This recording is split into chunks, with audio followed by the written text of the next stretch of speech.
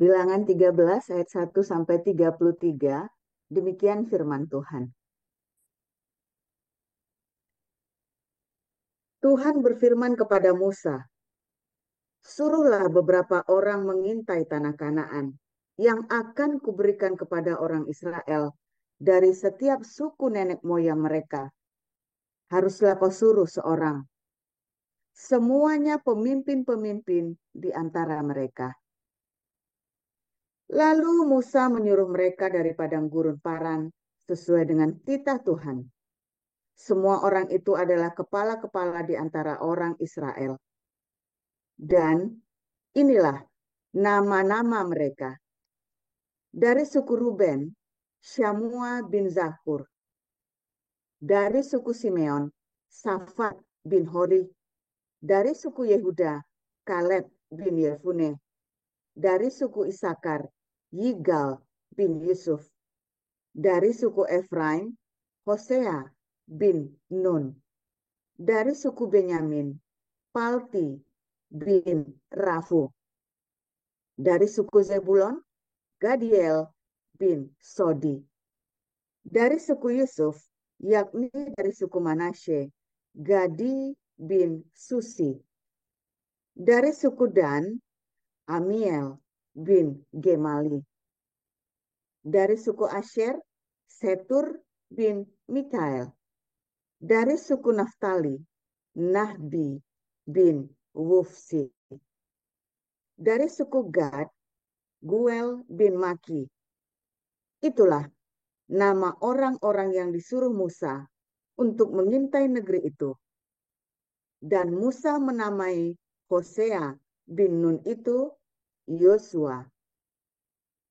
Maka Musa menyuruh mereka untuk mengintai tanah Kanaan. Katanya kepada mereka, "Pergilah dari sini ke tanah Negeb dan naiklah ke pegunungan. Dan amat-amatilah bagaimana keadaan negeri itu. Apakah bangsa yang mendiaminya kuat atau lemah? Apakah mereka sedikit atau banyak? Dan bagaimana negeri yang didiaminya? Apakah baik atau buruk? Bagaimana kota-kota yang didiaminya? Apakah mereka diam di tempat-tempat yang terbuka atau di tempat-tempat yang berkubu? Dan bagaimana tanah itu? Apakah gemuk atau kurus? Apakah ada di sana pohon-pohon atau tidak? Tabahkanlah hatimu dan bawalah sedikit dari hasil negeri itu.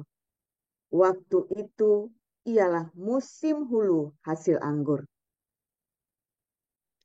Mereka pergi ke sana, lalu mengintai negeri itu mulai dari padang gurun Zin sampai ke Rehob, ke jalan yang menuju ke Hamat. Mereka berjalan melalui tanah Negeb, lalu sampai ke Hebron. Di sana ada Ahiman, Sesai, dan Talmai, keturunan Enak. Hebron didirikan 7 tahun lebih dahulu dari Soan di Mesir. Ketika mereka sampai ke lembah Eskol, dipotong merekalah di sana suatu cabang dengan setan. Ulang, dipotong merekalah di sana suatu cabang dengan setandan buah anggurnya. Lalu berdualah mereka menggandarnya. Juga mereka membawa beberapa buah delima dan buah ara.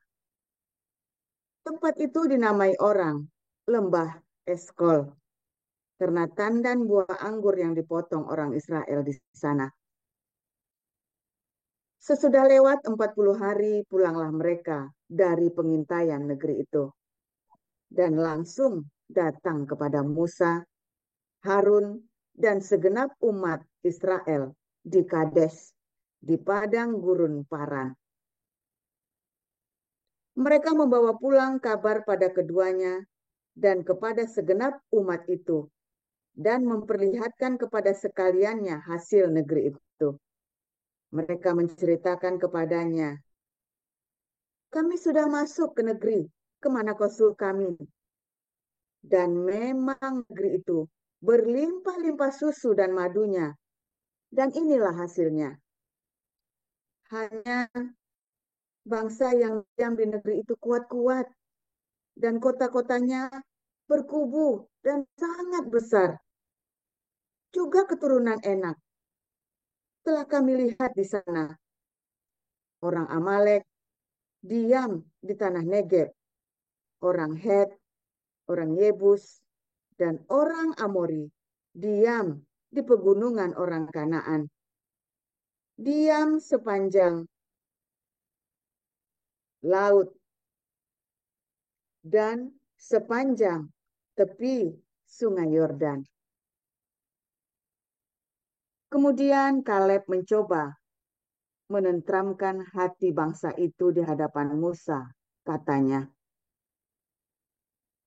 tidak, kita akan maju dan menduduki negeri itu, sebab kita pasti akan mengalahkannya. Tetapi orang-orang yang pergi ke sana bersama-sama dengan dia berkata, kita tidak dapat maju menyerang bangsa itu, karena mereka lebih kuat daripada kita. Juga mereka menyampaikan kepada orang Israel kabar busuk tentang negeri yang diintai mereka dengan berkata, negeri yang telah kami lalui untuk diintai adalah suatu negeri yang memakan penduduknya. Dan semua orang yang kami lihat di sana adalah orang-orang yang tinggi-tinggi perawakannya.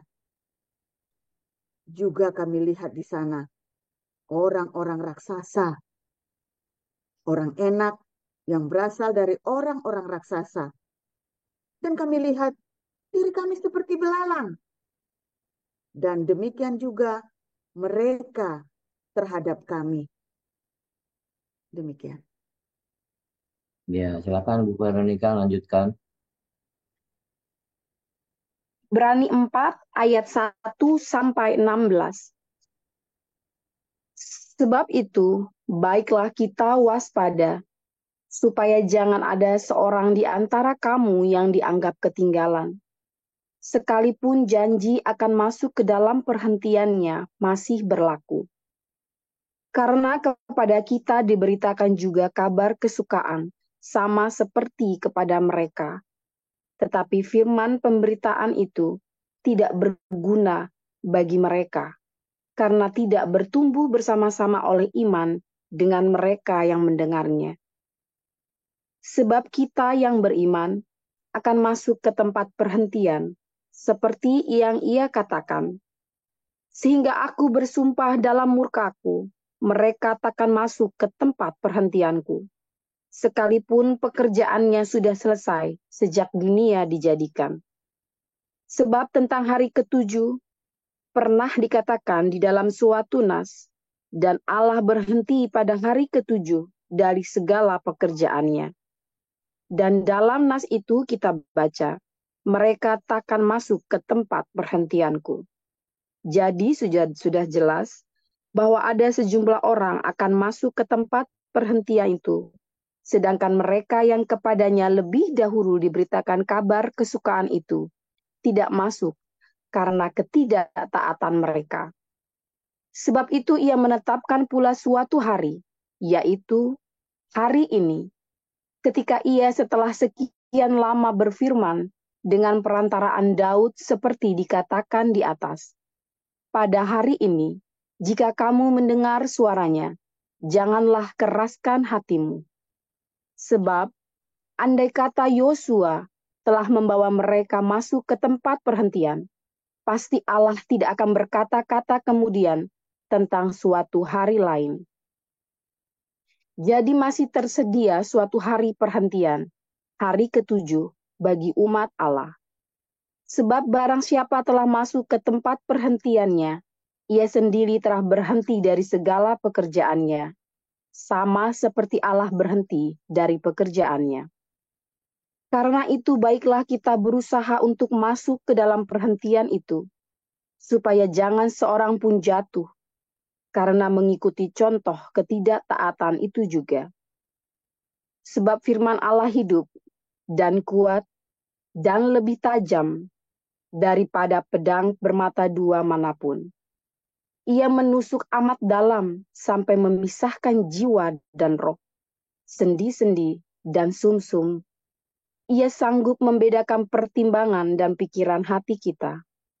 Dan tidak ada suatu makhluk pun yang tersembunyi di hadapannya, sebab segala sesuatu telanjang dan terbuka di depan mata Dia, yang kepadanya kita harus memberikan pertanggungan jawab.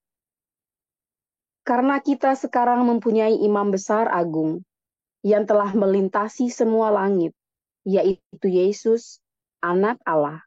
Baiklah kita teguh berpegang pada pengakuan iman kita. Sebab imam besar yang kita punya bukanlah imam besar yang tidak dapat turut merasakan kelemahan-kelemahan kita. Sebaliknya, sama dengan kita, ia telah dicobai, hanya tidak berbuat dosa.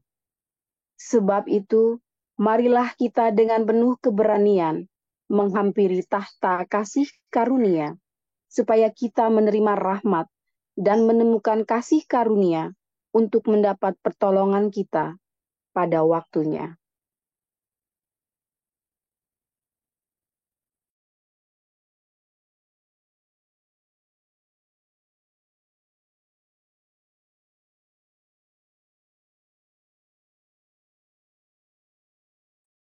Oke, terima kasih untuk para lektor, Ibu Neliana dan Ibu Veronica.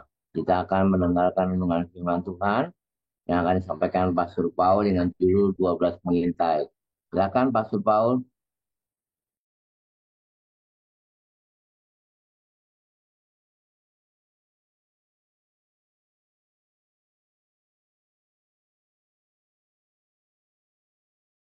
Silakan Pastor Paul.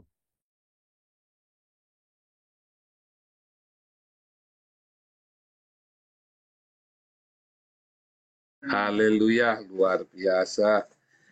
Firman Tuhan selalu baru setiap hari. Ya, kalau kita sungguh-sungguh menanti-nantikan Tuhan dengan penuh cinta, ya.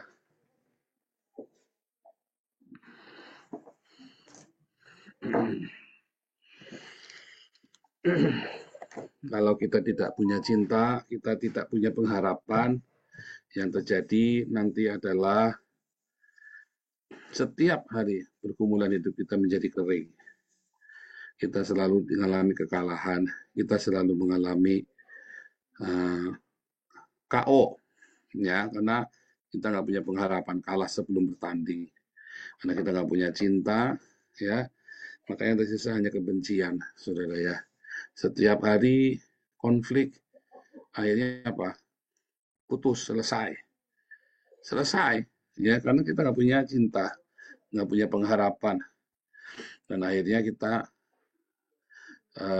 ya jadi pecundang, kalah kita.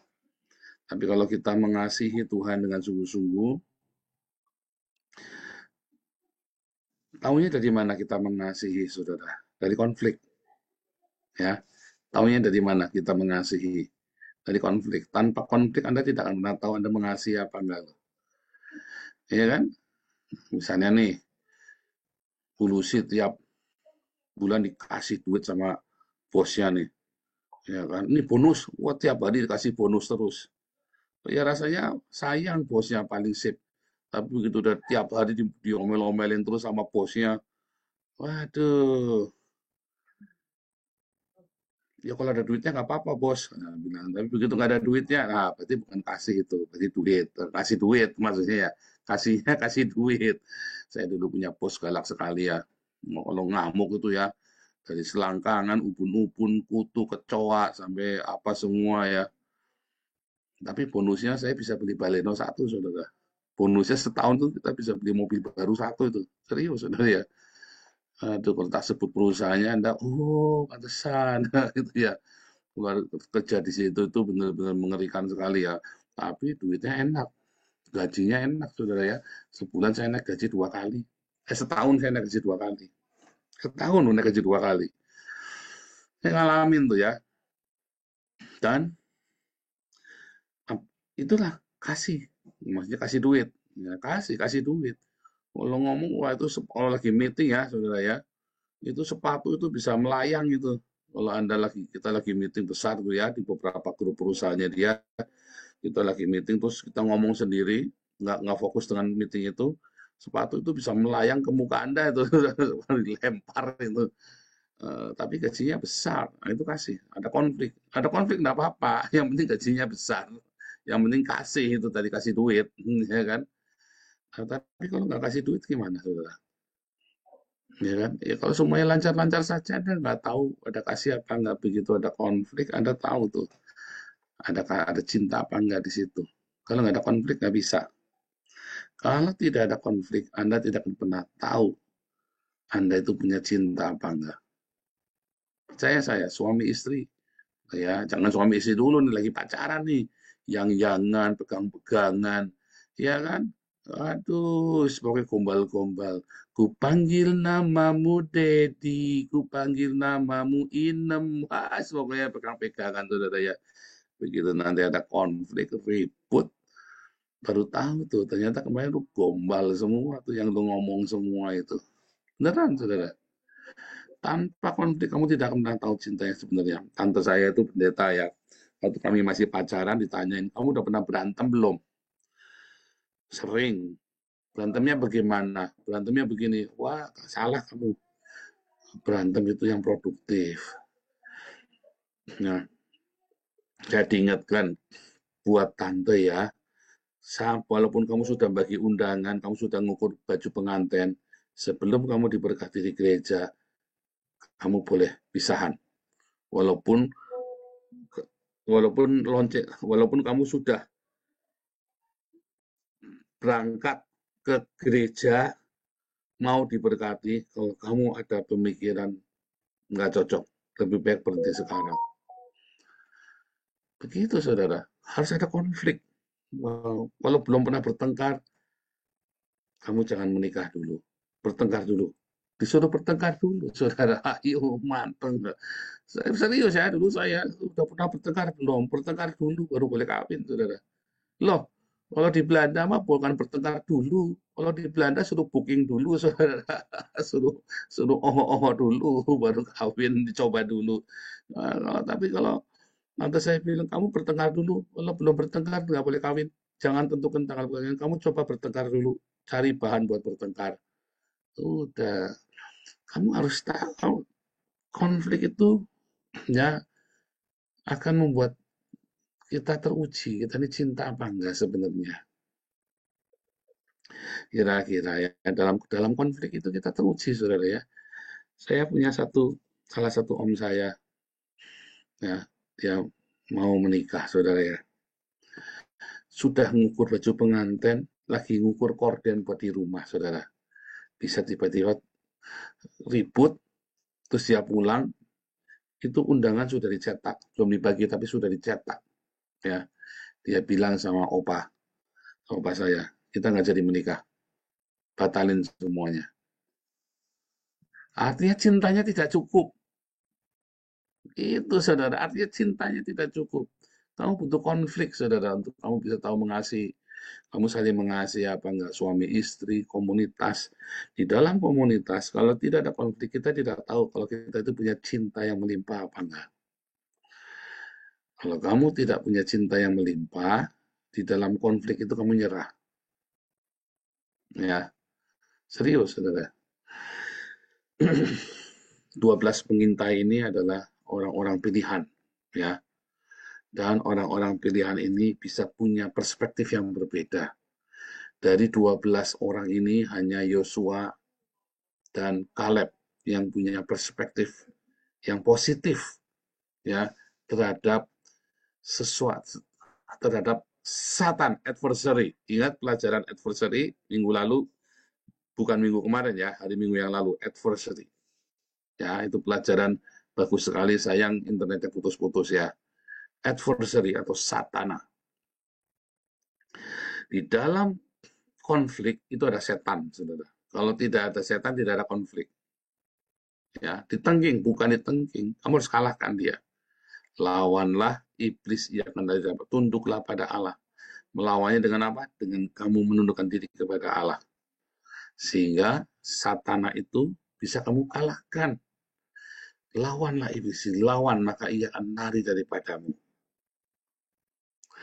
Tetapi saudara, masalah konfliknya Yosua dan Kaleb yang mau dirajam batu sama orang-orang Yahudi, sama orang-orang Israel, 10 utusan yang lain, dan seluruh umat adalah karena dia mengatakan hal yang positif. Dia mengatakan hal-hal yang sangat produktif. Sementara yang lain mereka membangkitkan roh ketakutan. Membangkitkan roh ketakutan itu lebih mudah daripada membangkitkan roh keberanian. Tadi ya, makanya saudara, orang-orang ya, keadilan itu hanya bagi orang-orang yang pemberani, saudara. Ya, kalau orang penakut nggak bisa Anda mendapatkan keadilan dan mendapatkan hak-haknya. Orang penakut itu sudah jadi pecundang saja. Tapi hanya orang pemberanilah yang berhak mendapatkan berkat dan keadilan. Kalau kamu penakut, ya sudah jatahmu jadi ekor saja. Nah, lalu terjadilah konflik, saudara. Ya, terjadilah konflik. Lihat, ya, Pak, kalau ini pertanyaan ya, coba Anda renungkan sendiri ya. Kenapa Tuhan akhirnya memutuskan, dan Musa ya, dan Tuhan juga memutuskan, ya sudah, nggak usah ke Israel, nggak usah ke tanah Kanaan. Kamu muter-muter aja 40 tahun. Kenapa tidak tetap langsung ke tanah Kanaan? Kan Yosua sama Kaleb mengatakan, Tuhan Jehovah pasti sanggup. Ya kan? Tetapi kenapa Musa akhirnya memutuskan untuk tidak masuk ke Kanaan? Nah, itu Anda coba renungkan ya. Kenapa ya? Kan sudah ada yang ngomong yang positif kan? Ada yang beriman. Nggak perlu banyak, nggak perlu semuanya beriman kan? Ya mau saja. Nyatanya Gideon itu mau perang lawan orang Amalek saja, lawan orang apa itu Midian. Ya, yang dipilih cuma 300 orang loh. Dari 10.000 cuma 300 orang. Masa untuk mengalahkan tanah Kanaan? Ya sudah, pasukannya Yosua dan Kaleb saja, yang nggak mau ya nggak usah ikut. Kan harusnya begitu, saudara. Betul nggak? Nah,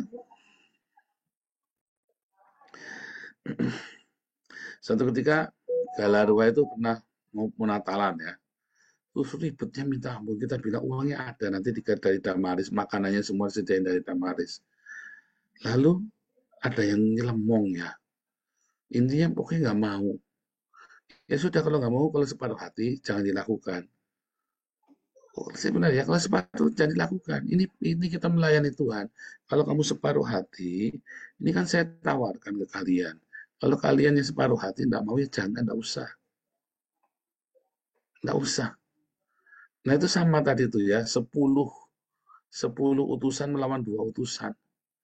Kalau yang nggak mau ya nggak usah, nggak apa-apa. Yang 2 ini ayo jalan.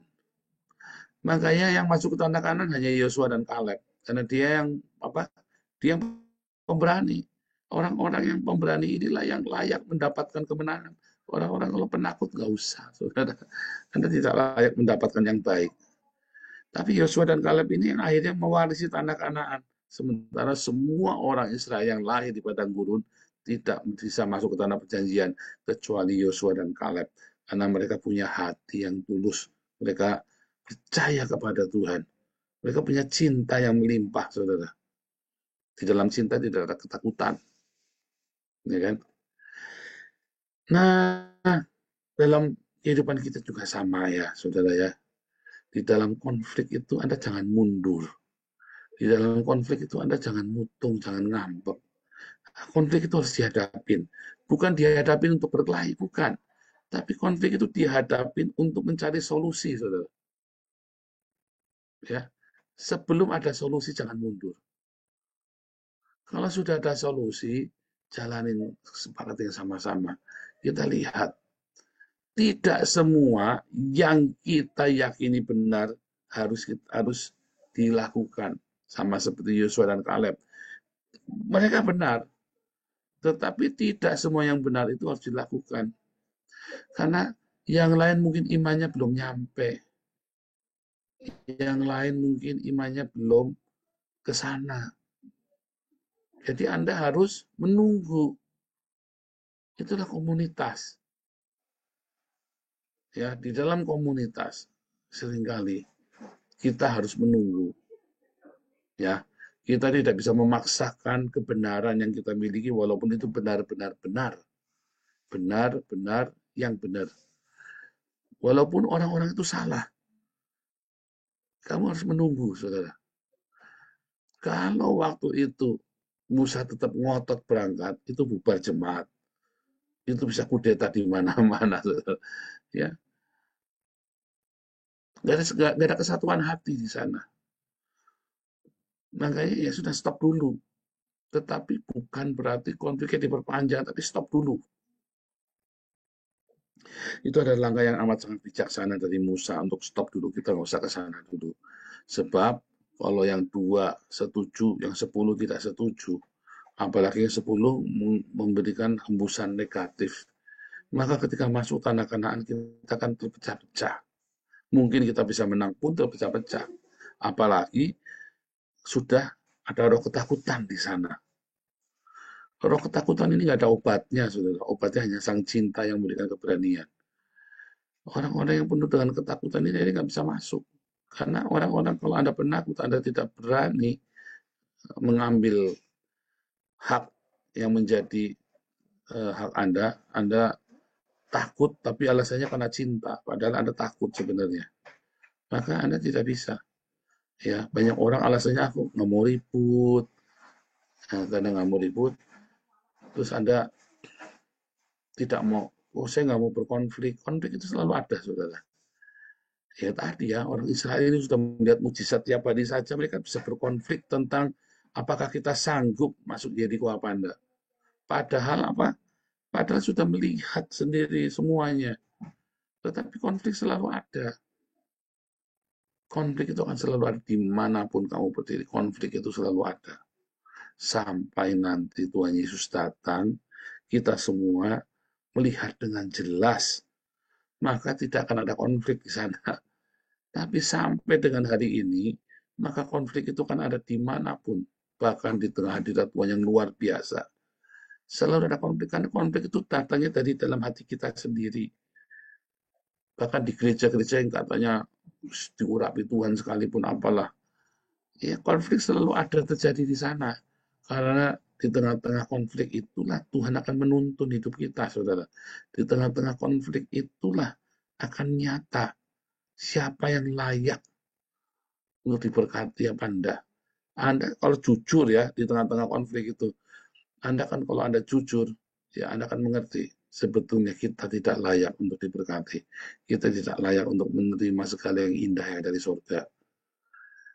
Tapi kalau kita berkonflik, ya kalau tadi kalau berkonflik tapi Anda tidak meresponi dengan benar. Tapi kalau di dalam berkonflik Anda bisa mengucapkan berkat, Anda bisa tetap positif seperti Yosua dan Kaleb, maka Anda akan layak untuk menerima tanah perjanjian itu, saudara. Ingat-ingat tuh ya, masalah konflik. Mengapa ada banyak orang selalu lari dari konflik? Dan akhirnya dia nggak pernah nyampe. Karena konflik itu adalah bagian dari tiang awan dan tiang api badai yang akan menjadi penanda periode hidupmu. Konflik itu salah satunya. Jangan lari dari konflik. Suami, istri, komunitas, jangan lari dari konflik. Selesaikan, kita lihat endingnya sampai kemana. Ya, jangan takut, saudara, dengan konflik. Karena di dalam konflik itu, kalau kamu meresponinya dengan penuh cinta, maka konflik itu akan mendatangkan kebaikan. Tapi kalau kamu meresponinya dengan kesombongan, dengan keangkuhan, dan tidak sabaran, Anda maunya hasilnya sekarang, maka Anda harus mengulangi lagi dan akan yang ada cuma apa, saudara? Ya cuma kesombongan dan cuma kekecewaan. Tetapi di dalam konflik yang sehat, ketika ada solusi di sana, ya, maka seperti Azazel itu ya, Azazel itu artinya dipersalahkan kambing hitam. Seperti mempersembahkan domba, seperti mempersembahkan kambing kepada Azazel. Tidak akan ada lagi yang dipersalahkan di dalam komunitas kita. Ketika Anda berkonflik dan Anda mencari solusi, ketemu solusinya, maka siapa yang salah udah gak penting lagi. Yang penting adalah bagaimana kita segera fixing, tikun olam, memperbaikinya. Hanya itu, saudara. Kalau Anda nggak nyampe ke sana, nggak bisa. Selamanya di dalam konflik Anda akan lari, dan selamanya Anda tidak akan bisa bertumbuh. Ya, saudara ya. Wah, kita seminggu ini bicara tentang konflik, tentang gesekan terus. Karena ini penting ya. Ini kita komunitas makin besar, makin kuat, dan kolektornya makin banyak. Ya, jangan sampai Anda orang-orang yang baik, ya, kemudian hanya karena konflik lalu Anda menguntungkan diri. Saya sedih sekali loh, saudara ya. Kita banyak kehilangan orang terbaik, padahal konfliknya bukan sama saya loh. Konfliknya padahal bukan sama saya, tetapi sama orang lalu. Mundur, jangan, saudara ya. Keluarga-keluarga komunitas Anda kalau gegeran suami istri, jangan mundur, jangan minta cerai. Ya, belajar untuk mendengar, belajar minta maaf, belajar untuk memberi kesempatan orang lain berbuat salah. Jangan menyerah. Kalau Anda tidak pernah memberi kesempatan orang lain berbuat salah, ya Anda tidak akan tahan. Sikap Anda harus, saya siap, ya, bukan kompromi loh, saudara ya, bukan kompromi dengan dosa loh, tapi membiarkan orang lain untuk melakukan sebuah kesalahan dan Anda siap untuk memaafkannya. Untuk itu kamu harus punya cinta, kasih karunia yang melimpah. Nggak bisa pas-pasan, nggak bisa cekak. Kalau kamu udah punya kasih karunia, orang bikin salah, kamu ngamuk-ngamuk, saudara. Gara-gara gelas jatuh, kamu bisa ngomongnya panjang lebar berminggu-minggu, bisa pegatan itu, saudara. Iya kan? Bisa pegatan gara-gara mencet odol, gara-gara gelas pecah. Jangan. Konflik itu selalu ada. Sampai kapanpun konflik itu, satana itu selalu ada. Ya, tapi kita harus menundukkan diri kita kepada Tuhan Yesus. Tunduklah pada Allah dan lawanlah iblis, maka ia akan lari daripadamu. Ya, konflik-konflik itu Anda harus menggunakan pikiran dan perasaan Kristus. Apa itu? Mengosongkan diri. Sekalipun kamu benar, sekalipun kamu yang benar, orang salah. Bukan berarti yang benar itu harus diturutin. Sekalipun benar, saudara. Ya kan, kayak Musa tadi kan, ada 10 yang nggak benar, 2 yang benar. Kenapa yang dituruti yang 10? Sekalipun kamu yang benar loh, saudara. Jangan pernah ingin ngotot bahwa kamu lah yang harus didengarkan. Kalau kamu belajar, sekalipun kamu yang benar, tetapi belajar untuk rendah hati. Ya, karena ada Tuhan Yesus di Puritan, jangan khawatir. Ada Tuhan Yesus bersama dengan kita. Segala yang salah itu belum tentu salah. Segala yang kelihatannya baik, hasil ngotot belum tentu benar. Ya, ingat-ingat ya tentang 10-12 pengintai. Ya, sekalipun yang 2 ini yakin benar, mereka mengalah. Mereka mengalah. Dia belajar, saudara. Sekalipun akhirnya mereka yang mendapatkan warisan. Yang 10 enggak. Kalau kamu, sekalipun kamu yang benar, belajar mengalah. Kecuali diajak kriminal, diajak bikin dosa. Tapi selama itu bukan berbuat dosa, selama tidak disuruh melanggar hukum negara Indonesia, ya, sekalipun kamu yang benar, belajar mengalah. Seperti Yosua dan Kaleb. Yang akhirnya kan yang mendapat warisan tanah perjanjian hanya Yosua dan Kaleb. Ya kan? Seluruh orang umat Israel tidak bisa masuk tanah Kanaan, bahkan Musa pun nggak bisa. Hanya Yosua dan Kaleb saja. Ya. Makanya di dalam konflik, sekalipun kamu yang benar, orang lain jelas-jelas salah. Ya, belajar ya untuk mengalah. Bukan mengalah, bukan. Tapi kamu biarkan orang bikin salah. Nggak apa-apa. Jangan ngotot. Kasih tahu saja. Ini loh yang benar. Tapi kalau lawan atau musuhmu ngotot, bukan mengalah ya. Bukan suruh mengalah terus seri kalah. Bukan. Ya, bukan mengalah itu namanya. Tetapi Anda biarkan orang untuk bersalah. Kecuali itu adalah kriminal atau melanggar hukum negara Indonesia. Jangan pernah kompromi. Jangan. Yuk kita ngerampok bang. Jangan. Yuk kita curi ini uang kiriman, jangan. Begitu saudara ya. Ingat di dalam konflik belajar sama Yosua sama Kaleb karena mereka mengalah. Maka mereka yang mendapat tanah perjanjian itu. Sementara yang lain enggak. Demikian juga dalam komunitas, dalam keluarga, dalam kehidupan kita sehari-hari. Dalam satu level tertentu ketika Anda belajar mengalah, belajar berdiam. Bukan mengalah karena kalah, bukan. Kalau mengalah karena kalah itu namanya Anda kepaksa pecundang. Tapi Anda mengalah, diam, memberi kesempatan orang lain buat bikin salah. Bukan nanti terus dituduh, ya kan salah kan, rasain tuh, bukan. Tetapi itu adalah urusanmu dengan Tuhan loh. Bagaimana kamu bisa memberikan kesempatan orang lain berbuat salah, ya. Dan kalau kamu bisa melakukannya itu dengan konsisten dan terus bertekun di dalam Tuhan, semua yang baik dari surga akan bersama denganmu. Karena ya kan berbagilah orang yang rendah hati, karena berkat-berkat itu tercurah. Ya kan air mengalir mencari tempat yang rendah, ya. Tuhan Yesus memberkati.